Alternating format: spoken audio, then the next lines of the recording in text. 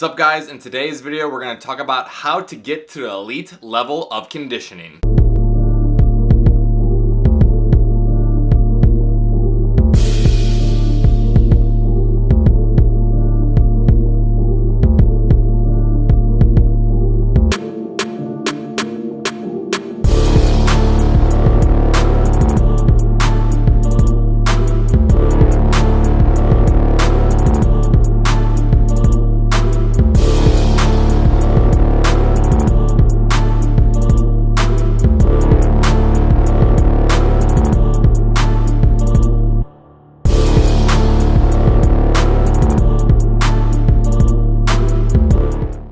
Many people seek to get to an elite level of conditioning but fall short for many reasons.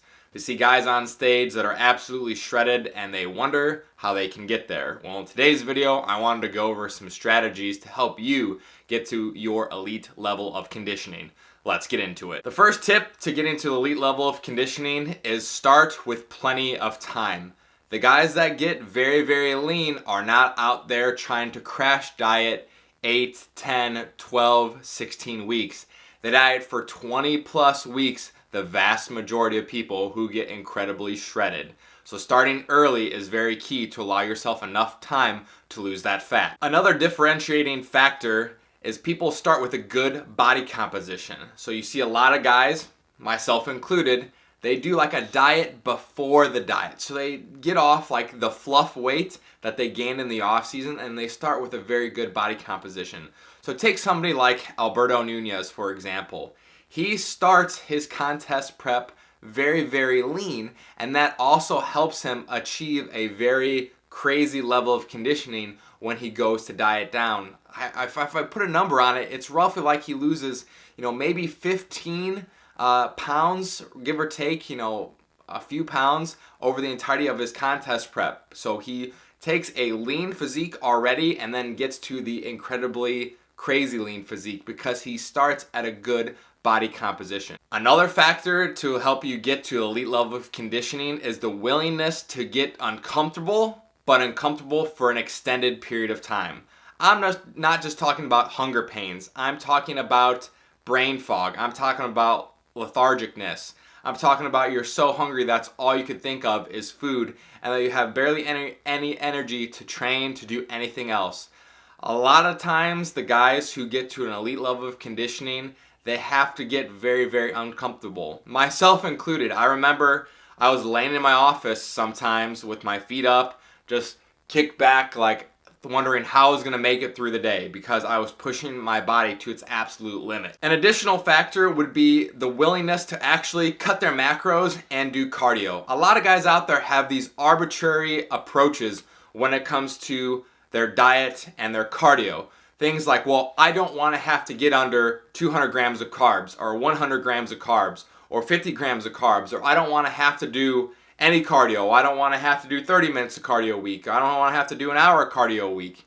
When you get those notions in your head going into your contest prep, that's not a recipe to get you to an elite level of conditioning. You essentially have to do whatever it takes in order to get there. Yes, there are more optimal ways to get there. I wouldn't suggest cutting all your calories from the start or doing a ton of cardio from the beginning as well. But you have to be willing to do whatever it takes. So if that means going sub 50 grams of carbs, or if that means doing an hour of cardio a day, so be it. That's what's going to get you to the end point. Last but not least, you have to be on your diet damn near 100% of the time. When I put together my video on sugar, I went back and I looked at all my logs from MyFitnessPal. And lo and behold, what did I find?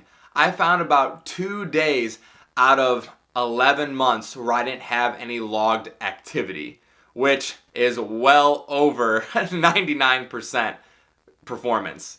So I logged all my stuff, all my food that I put in my body for 11 months, and that is one of the biggest factors. You see guys who say that they track and they say that they, are on their diet all the time, but unless you actually look back and can see that, oh man, I was on my diet every single day to an absolute T. So it's not just tracking your diet, it's actually sticking to that diet. So if you're out there and you are that sub 50 category when it comes to carbohydrates, are you actually staying to that sub 50 category, or are there some days where you go over it?